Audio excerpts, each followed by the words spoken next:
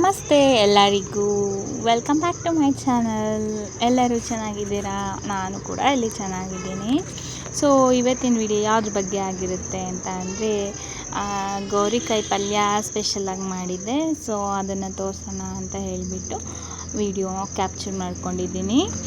And ನನ್ನ ಮಗಳು ಈಗಂತೂ ಸಖತ್ತು ಆಟ ಆಡೋದು ಕಲ್ತಿದ್ದಾಳೆ. ಅದನ್ನು ಕೂಡ ಸ್ವಲ್ಪ ವೀಡಿಯೋಸ್ ಮಾಡ್ಕೊಂಡಿದ್ದೀನಿ.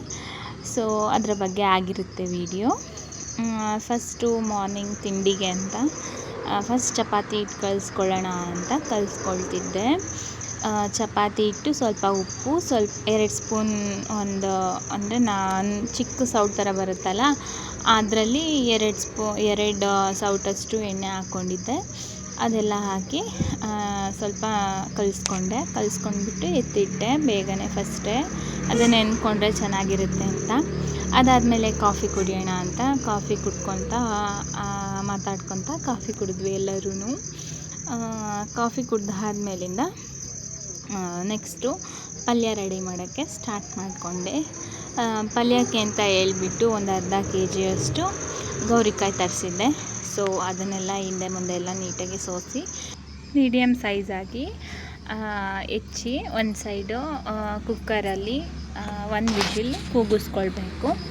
ಸೊ ಅದು ಕೂಗಿಸ್ಕೊಂಡು ಅದು ಪ್ರೆಷರ್ ಹೋಗೋ ಅಷ್ಟರಲ್ಲಿ ಈ ಕಡೆ ಸೈಡು ಒಂದು ಈರುಳ್ಳಿ ಮತ್ತು 1-2 ಟೊಮೆಟೊ ಹಣ್ಣು ಹೆಚ್ಚಿ ಇಟ್ಕೊಂಡೆ. ಸೊ ಅದಾದಮೇಲೆ ಕಡಲೆಬೀಜ ಡ್ರೈ ರೋಸ್ಟ್ ಮಾಡ್ಕೊಳ್ಬೇಕು. ಆಮೇಲೆ ಮೆಣಸಿನ್ಕಾಯಿ ಲಾಸ್ಟಲ್ಲಿ ಸ್ವಲ್ಪ ಬಿಸಿ ಮಾಡಿಕೊಂಡು ಅದನ್ನು ಕೂಡ ತರಿಯಾಗಿ ರುಬ್ಬಿಟ್ಕೊಳ್ಬೇಕು. ಅದಾದಮೇಲೆ ಸೇಮ್ ಅದೇ ಬಾಣಲಿಗೆ 1-2 ಸ್ಪೂನ್ ಎಣ್ಣೆ ಹಾಕ್ಕೊಂಡು ಒಗ್ಗರಣೆಗೆ ಬೇಕಾದಷ್ಟು ಜೀರಿಗೆ, ಸಾಸಿವೆ ಮತ್ತು ಕಡಲೆಬೇಳೆನ ಹಾಕ್ಕೊಂಡು ಸ್ವಲ್ಪ ಫ್ರೈ ಮಾಡಬೇಕು. ಅದಾದಮೇಲೆ ಈರುಳ್ಳಿ ಮತ್ತು ಟೊಮೆಟೊ ಹಣ್ಣು ಹೆಚ್ಚಿಟ್ಕೊಂಡಿದ್ವಲ್ಲ, ಈರುಳ್ಳಿ ಫಸ್ಟ್ ಹಾಕ್ಕೊಂಡು ಸ್ವಲ್ಪ ಫ್ರೈ ಮಾಡಿಕೊಂಡು ಅದಾದಮೇಲೆ ಟೊಮೆಟೊ ಹಾಕ್ಕೊಳ್ಬೇಕು. ಬೇಗ ಫ್ರೈ ಆಗಬೇಕು ಅಂತ ಅಂದರೆ ಸ್ವಲ್ಪ ಪುಡಿ ಉಪ್ಪು ಹಾಕ್ಕೊಂಡ್ರೆ ಬೇಗ ಫ್ರೈ ಆಗುತ್ತೆ. ಸೊ ನಾನು ಸ್ವಲ್ಪ ಪುಡಿ ಉಪ್ಪು ಹಾಕ್ಕೊಂಡಿದ್ದೆ. ಅದಾದಮೇಲೆ ಚೆನ್ನಾಗಿ ಅಂದರೆ ಟೊಮೆಟೊ ಸ್ಮ್ಯಾಶ್ ಆಗೋ ಥರ ಹಾಕಬೇಕು. ಆವಾಗ ಚೆನ್ನಾಗಿರುತ್ತೆ ಪಲ್ಯ. ಅಂತ ತನಕ ಸ್ವಲ್ಪ ಕೈ ಆಡ್ತಾ ಚೆನ್ನಾಗಿ ಫ್ರೈ ಮಾಡ್ಕೊಳ್ಬೇಕು. ಆಮೇಲೆ ಜವಳಿಕಾಯಿ ಈ ಕಡೆ ಅಂದರೆ ಗೌರಿಕಾಯಿನ ಜವಳಿಕಾಯಿ ಅಂತಲೂ ಕೂಡ ಕರಿತೀವಿ.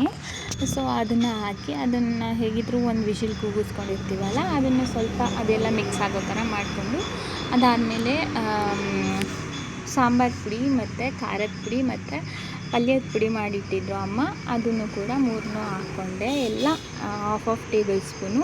ಆಮೇಲೆ 1-2 ಚಿಟಿಕೆಯಷ್ಟು ಅರಿಶಿನ ಪುಡಿ, ಕಾಯಿ ತುರಿ ಮತ್ತು ನಾವು ರುಬ್ಬಿ ಇಟ್ಕೊಂಡಿದ್ವಲ್ಲ ಕಡಲೆಬೀಜ ಮತ್ತು ಮೆಣಸಿನ್ಕಾಯಿ ಅದನ್ನು ಕೂಡ ಹಾಕ್ಕೊಬೇಕು. ಮೆಣಸಿನ್ಕಾಯಿ ಹಾಕಿರೋದ್ರಿಂದ ಸ್ವಲ್ಪ ಖಾರ ಪುಡಿ ಹಾಕ್ಕೊಂಡ್ರೆ ಸಾಕು. ನೀವು ಮೆಣಸಿನ್ಕಾಯಿ ಇಲ್ಲ ಅಂದರೆ ಖಾರ ಪುಡಿನ ಸ್ವಲ್ಪ ಜಾಸ್ತಿ ಹಾಕ್ಕೊಳ್ಳಿ. ಸೊ ಚಪಾತಿ ಕೂಡ ಈ ಕಡೆ ರೆಡಿ ಮಾಡಿಕೊಂಡೆ. ಚಪಾತಿ ಮತ್ತು ಜವಳಿಕಾಯಿ ಪಲ್ಯ ಕೂಡ ರೆಡಿ ಆಯಿತು. ಸೊ ಎರಡೂ ರೆಡಿ ಆಗಿದೆ ನೋಡಿ, ಈ ಥರ ಬಂದಿತ್ತು. ತಿನ್ನೋಕ್ಕೆ ಮಾತ್ರ ಒಳ್ಳೆ ಟೇಸ್ಟಿಯಾಗಿತ್ತು ಚಪಾತಿ ಜೊತೆ. ನೀವು ಕೂಡ ಟ್ರೈ ಮಾಡಿಬಿಟ್ಟು ನನಗೆ ಕಮೆಂಟಲ್ಲಿ ತಿಳಿಸಿ. ಆ್ಯಂಡ್ ನೆಕ್ಸ್ಟ್ ತಿಂಡಿ ಆದಮೇಲೆ ಎಲ್ಲರೂ ಕೂತಿದ್ವಿ ಅಲ್ಲ, ನನ್ನ ಮಗಳು ಆಟ ಆಡ್ತಿದ್ಲು. ಅವಳಿಗೆ ನಮ್ಮಮ್ಮ ಏಕ್ದೋ ಅಂತ ಹೀಗೆ ಮಾಡಿಸ್ತಾರಲ್ಲ ಎಕ್ಸಸೈಸು ಸ್ಕೂಲಲ್ಲೆಲ್ಲ, ಅದನ್ನು ಹೇಳ್ಕೊಟ್ಟಿದ್ರು.